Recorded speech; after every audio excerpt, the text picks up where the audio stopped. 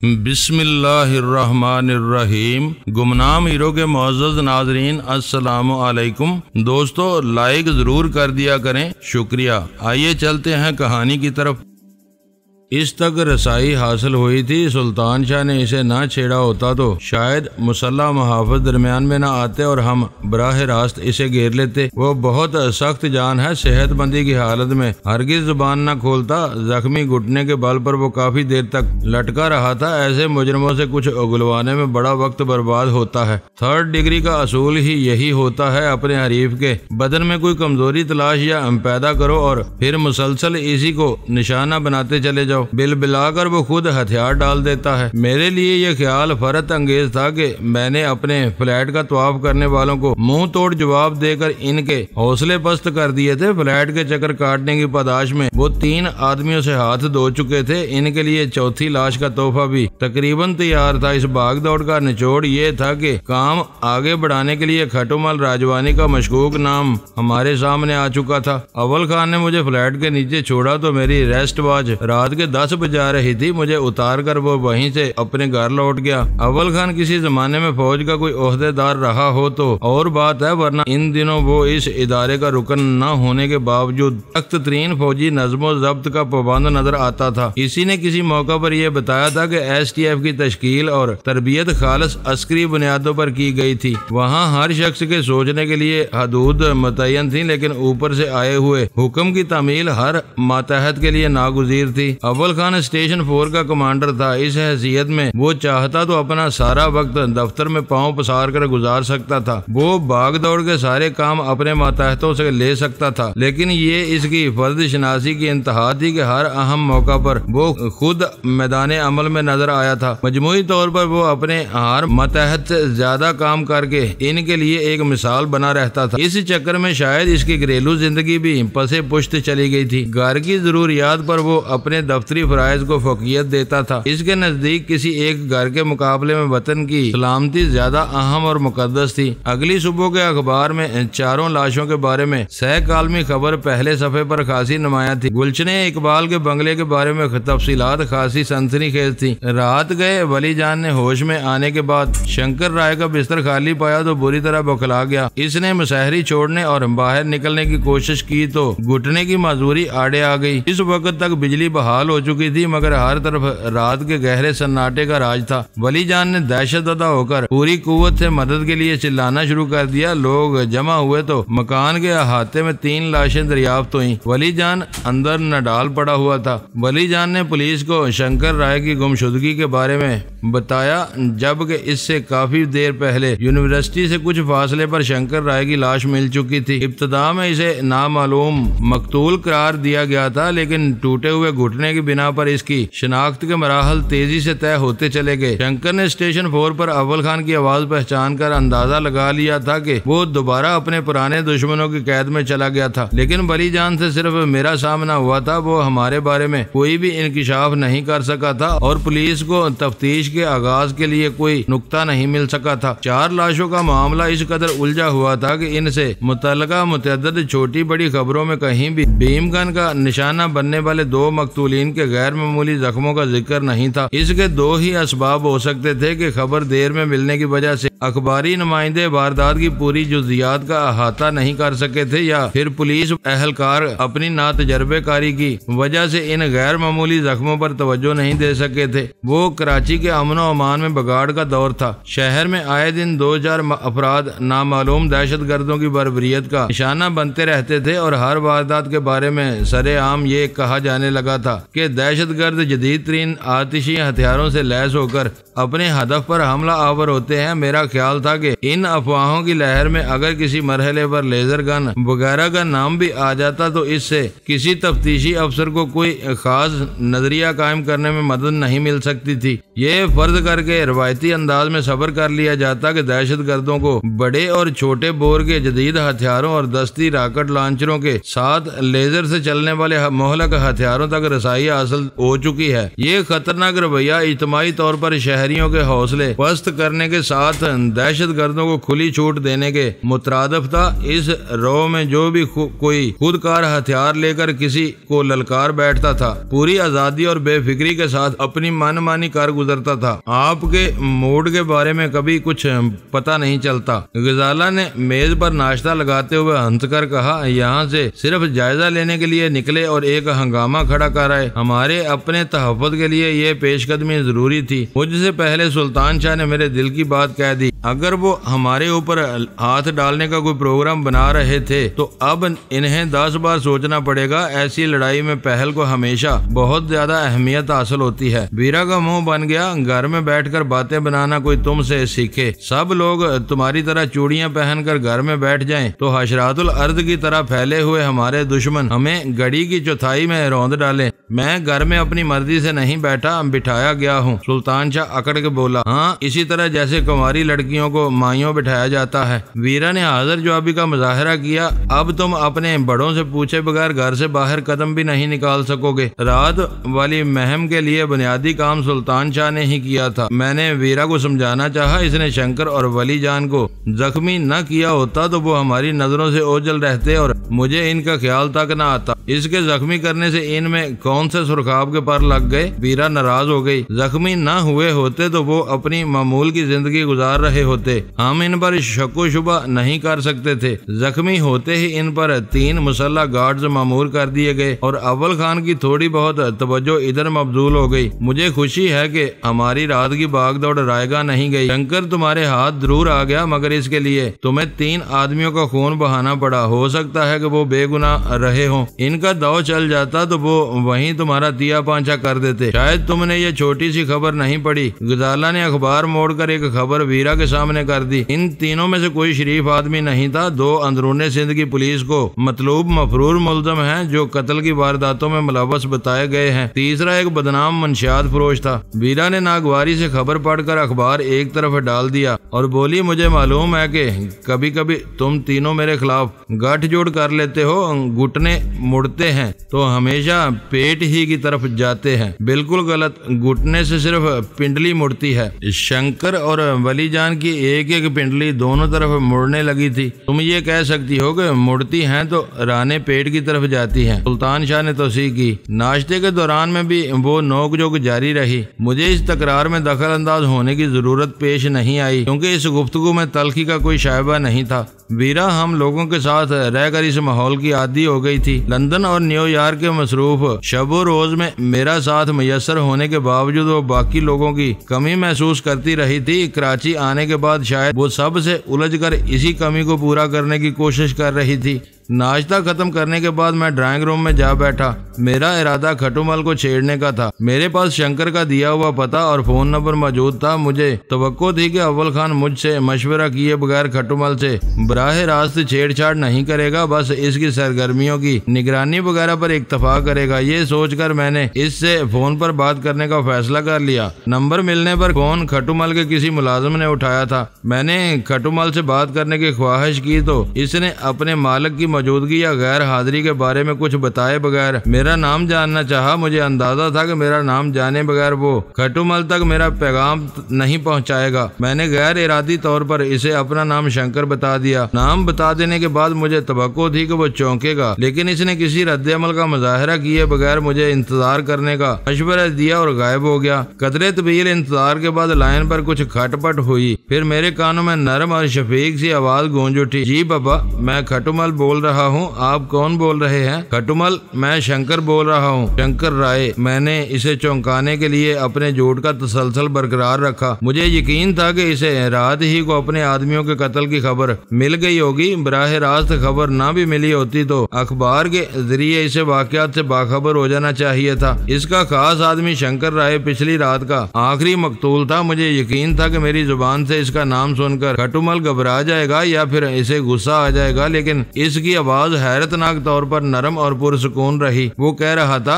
बाबा मैंने तुम्हें नहीं पहचाना, जरा कुछ और तारफ करा दो, शायद मुझे याद आ जाए। नाम शंकर राय, मुलाजमत महकमा दाखिला, 17वें ग्रेड का सरकारी मुलाजम हूँ। मैंने भी इसी की तरह पुरसुकून रहते हुए रुक रुक कर कहा, नहीं याद आता। इसकी आवाज माजरत ख्वाहाना हो गई। सुबह से शाम तक 50 आदमियों से मेल मुलाकात होती है, किसी किसी का नाम याद से निकल जाता है। हुक्म करो, क्या खिदमत कर सकता हूँ। मेरी तरफ से वादे तरीन इशारों के बावजूद खटुमल का रवैया उलझन में डालने वाला था। मैंने तलखी से कहा, मालूम होता है कि तुमने आज का अखबार नहीं देखा। देखा है साईं, बिल्कुल देखा है। दूसरी तरफ से बरजस्ता आवाज आई। फिर इसने चौंक कर कहा, अब समझा। अखबार में होम डिपार्टमेंट के 17 ग्रेड वाले किसी शंकर राय के खून की खबर छपी है। तुम्हारा ये मतलब तो नहीं कि वो खबर गलत है और तुम जिंदा हो? अगर मैं ये कहूँ तो तुम इस पर एतबार कर लोगे? मैंने बिना कर पूछा। फिर मैं मशवरा दूंगा कि तुम सीधे अब्दुस्तार ईदी साहब के पास चले जाओ। तुम मरे नहीं हो तो जख्मी जरूर होगे। ईदी साहब अच्छा आदमी है, तुम्हें अपनी गाड़ी में घर भिजवा देगा। वो बहुत चालाक और मकार शख्स था। शायद इसने अपने मुलाजिम से मेरा मफरूदा नाम सुनते ही फोन पर किसी गड़बड़ का अंदाजा लगा लिया था और शुरू से ही मुझसे अपनी नावाकफियत का इजहार करता रहा। वो एक गंदा खेल खेल रहा था। पिछली रात इसके 4 मोहरे एक साथ पिट गए थे। वो इनसे अपनी मुकम्मल तलकी का इजहार करके किसी भी मतवक्को उलझन से अपना दामन बचाने की कोशिश कर रहा था। खटुमल, ज्यादा चालाक बनने की कोशिश मत करो, मैंने सख्त लहजे में कहा। शंकर राय से इस तरह लातलगी जताकर भी तुम अपनी गर्दन नहीं बचा सकोगे। इसे मरवाने वाले तुम ही हो।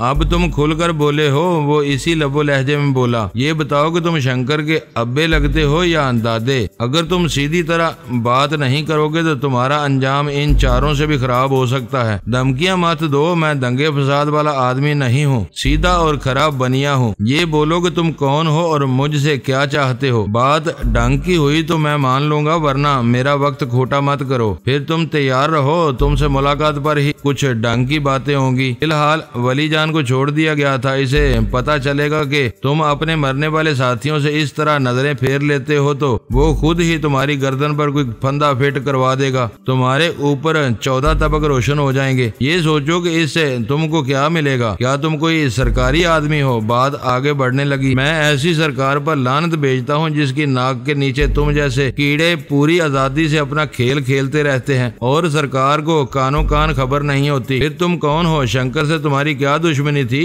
इसने पहली बार ढंग का एक सवाल किया। औरत, मदन मोहन की एक पार्टी में वो मेरी गर्लफ्रेंड से मिला था और फिर इसे ले उड़ा। इसने मेरी गर्लफ्रेंड को ऐसे सबज बाग दिखाए कि वो वापस मेरे पास आने पर आमादा ही नहीं थी। अपनी खोई हुई औरत को पाने के लिए तुमने शंकर को मार दिया। इसकी आवाज मुतासफाना हो गई। क्या अब वो तुम्हें मिल जाएगी? माया, धरती और नारी हर फसाद की जड़ होती है। मुझे नहीं मालूम था कि इसने किसी पराई हांडी पर मुंह मारा है, वरना मैं खुद इसे समझा देता।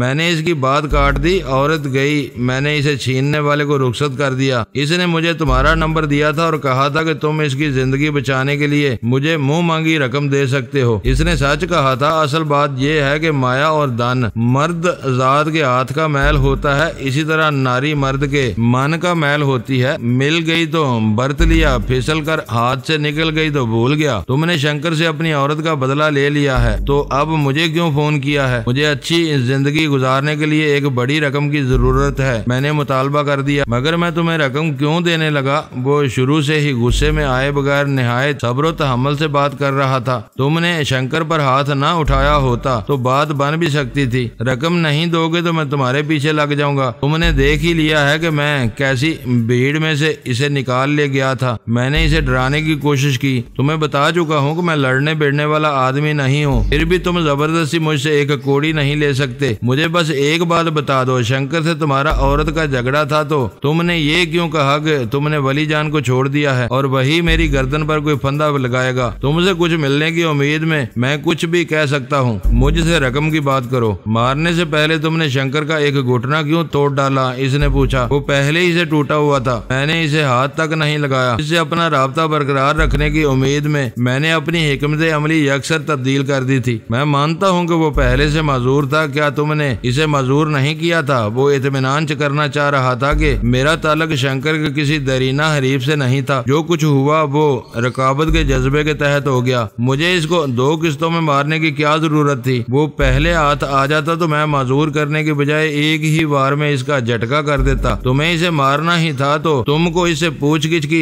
क्या जरूरत पड़ गई थी। बाहर ले जाकर मैंने इसे मारा पीटा और अपने दिल की भड़ास निकालने के बाद मार दिया। मुझे इससे पूछगिछ करने की कोई हाजत नहीं थी। फिर तुम्हें मेरा फोन नंबर, नाम और वली जान का नाम कैसे मालूम हुआ? खटूमल ने सवाल किया। ये सब वही बके जा रहा था, बहुत डरपोक आदमी था। पहले इसने मुझे वली जान से सौदा करने के लिए कहा था, मैं राजी नहीं हुआ तो इसने तुम्हारा नाम ले लिया। तुमने सही चौखट पर दस्तक दी है। इसकी आवाज में हलावत औद कर आई। मुझे अपना नाम पता बता दो, मैं तुम्हें मुफ्त में कोई रकम नहीं दे सकता। मेरा कोई आदमी तुमसे मिलकर काम लेगा और इसका मुआवजा देगा। जल्द ही तुम्हारे दिन बदल जाएंगे। इस बार मैं हंसे बगैर न रह सका। खटूमल जी, मैं अकल से बिल्कुल ही चौपट नहीं हूँ जो तुम्हें अपना नाम पता दे दूं ताकि तुम्हारा कोई आदमी आराम से इन चारों के बदले मेरी जान ले ले। जो कहना है अभी और इसी वक्त फोन पर बताओ, वरना मुझसे लड़ाई के लिए तैयार हो जाओ। मेरी बात पर शुबा करके तुमने इसकी बात अधूरी रह गई। CSD के बजर की आवाज से जाहिर हो रहा था कि गुफ्तगू में किसी किस्म की मुदाखलत की कोशिश की गई थी। फौरन ही गजाला ख्वाबगाह से दौड़ी हुई आई और बोली, CSD का सुरख बल्ब जलने के साथ बदर बोल रहा है, इसका क्या करूं? मैंने मुस्कुराते हुए रिसीवर क्रैडल पर रख दिया। जाओ, वो दोनों चीजें नॉर्मल हो गईं। मेरा ख्याल था कि मैं खुद ही खटूमल से गुफ्तगू को तूल दे रहा था, लेकिन CSD के हरकत में आने से ये साबित हो गया था कि वो खुद भी मुझे बातों में उलझाकर किसी दूसरे फोन पर एक्सचेंज से मेरा नंबर मालूम करने की कोशिश कर रहा था। जो ही इधर से मुदाखलत हुई, मेरा फोन बंद हो गया। तुम खटूमल से बात करके क्या नतीजा हासिल करना चाह रहे थे? वीरा ने मुझसे पूछा। हरकत में बरकत है, मैंने आंखें मूंद कर जवाब दिया। इसके जहन पर हर वक्त ये खौफ सवार रहेगा कि शंकर का कातिल इसके बारे में खासा बाखबर है। कहीं ना कहीं तो हमारा और इसका आमना सामना होना ही है। इस वक्त की बातें मुलाकात पर मेरे काम आएंगी। हर वक्त अपने फायदे के पहलू पर नजर मत रखा करो। ये खतरा क्यों फरामोश कर रहे हो कि तुमने इसे अपने एक दुश्मन की मौजूदगी से आगाह कर दिया है। अब वो हर वक्त चौकन्ना रहेगा। रहा करे इसी असाबी दबाव में इससे गलतियां सरजद होंगी जो मेरे लिए सूदमंद साबित हो सकती हैं। हाथ पर हाथ रख कर बैठे रहना मेरे लिए मुमकिन नहीं था। ऐसे ही गलतियों का इर्तिकाब तुम कर बैठे तो क्या बनेगा? फिर बहस के मोड में थी। कुछ भी बन सकता है। तीर कमान से और बात जुबान से निकल जाए तो इसे वापस नहीं लौटाया जा सकता। तुम्हें ये कीमती मशवरे देने ही थे तो फोन करने से पहले दिए होते। अब चुपचाप बैठी रहो। तुम तो यहाँ आकर फिरौने बेसमान बन गए हो। पता ही नहीं चलता कि कब क्या करने वाले हो। नाश्ते की मेज से उठे और किसी से कुछ कहे सुने बगैर फोन घुमा दिया। वो तिनक कर बोली, सीधी बैठो, इस वक्त फिर तुम्हारे शाने का तिल नजर आ रहा है। बहंगे डिक की तरह कहीं मुझ पर कोई इल्जाम न लगा देना। गजाला मेरी जान को आ जाएगी। मुझे अच्छी तरह मालूम है कि तुम गजाला की कितनी फिक्र कर रहती है। मैं इसे अच्छी तरह समझने लगी हूँ। जिस दिन इसे तुम्हारी हरकतों का इल्म हो गया, वो अपनी सारी नरम गुफ्तारी को बलाए ताक रखकर तुम्हारे हक में खूं ख्वार हो जाएगी। ऐसी लड़कियां एतमाद का फरेब बर्दाश्त नहीं कर पाती। अपने इन मंतकों को एहतियात से अपने पास महफूज रखो। हम दोनों को एक दूसरे को बहुत अच्छी तरह समझते हैं। दरमियान में तुम्हारी वकालत की कोई जरूरत नहीं। इसे टालने के लिए मैंने अखबार उठा लिया। हकीकत ये थी कि मारे जाने वाले तीनों मुहाफिजों के माजी के बारे में छपने वाली खबर मेरी निगाहों से चूक गई थी। इनकी खराब शोहरत के बारे में मेज पर बात हो चुकी थी। इनके नामों से मालूम हुआ कि बज़ाहिर वो तीनों मुसलमान ही थे। यानी इस वाक़े को हिंदू मुस्लिम मुनाफरत की बुनियाद नहीं बनाया जा सकता था।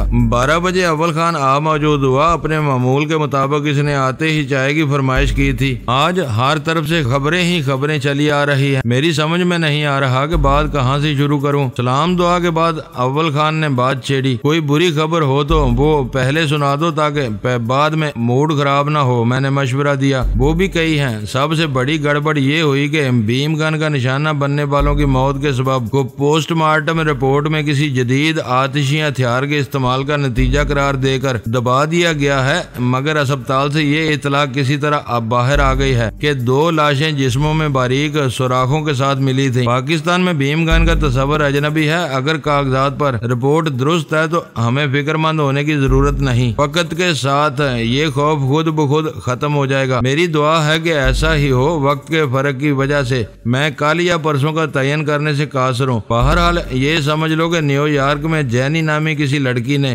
तुम्हारी और वीरा की बहुत सी सरगर्मियों के बारे में पुलिस चीफ को अपना रजाकाराना बयान देकर सनसनी फैला दी है। इसका कहना है कि अमेरिका में कश्तो खून करने के बाद तुम इसे धोखा देकर अमेरिका से फरार हो चुके हो। इसकी तरफ से मुझे शुबा था कि वो ऐसा ही करेगी। मैंने अपने दिल में जैनी के लिए हमदर्दी की एक लहर महसूस करते हुए एतराफ किया। हमने इसके एतमाद को धोखा देकर बहुत बेरहमी से इसे अपने मकासद के लिए इस्तेमाल किया था। इसने अपने तौर पर बाद कड़ियां यकजा भी कर ली थी। वो अपने जमीर का बोझ हल्का करने के लिए पुलिस के पास गई है। वो लोग अब लकीर पीटने के सिवा कुछ नहीं कर सकेंगे। नतायज अखज करने में इतनी उजलत से काम न लो। इन खबरों की तीसरी कड़ी ये है कि दफ्तर खारजा में आला तरीन सतह पर अमरीकी सफीर को तलब करके पाकिस्तान ने गैप के बारे में शदीद तरीन एहतजाज किया है। सुना है कि अमरीकी सफीर को इस नापाक समझौते के असल कागजात दिखाकर जवाब तलब किया गया है। इसके इसरार के बावजूद असल कागजों की बजाय इनकी नकल इसके हवाले की गई है। ये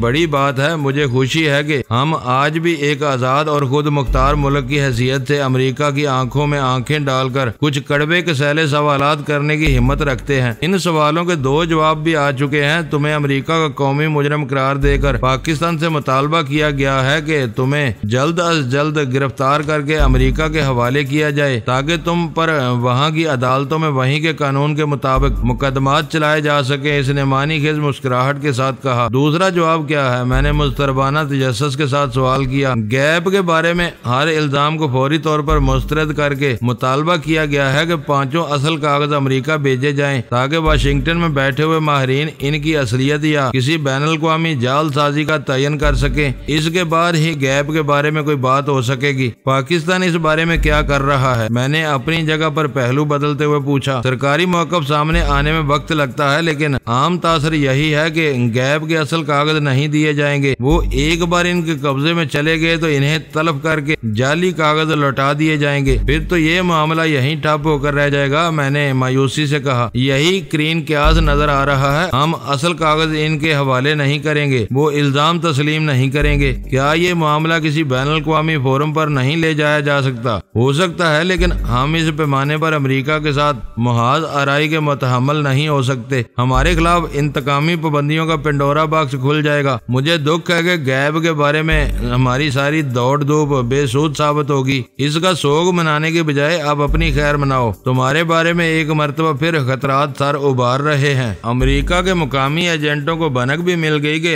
गुलशन इकबाल में होने वाले तेहरे कत्ल की वारदात में बीम गन इस्तेमाल हुई थी, तो इन्हें तुम्हारी मौजूदगी का यकीन हो जाएगा। हो सकता है कि चंद रोज में अमेरिका से आने वाले सुरागर सा यहीं डेरे डालकर बैठ जाएं। दोस्तों, वीडियो को लाइक जरूर कर दिया करें। ISI पाक आर्मी जिंदाबाद, पाकिस्तान पाइंदाबाद। मुअज़्ज़ज़ नाज़रीन, अपना ख्याल रखिएगा और अपने इस चैनल का भी शुक्रिया।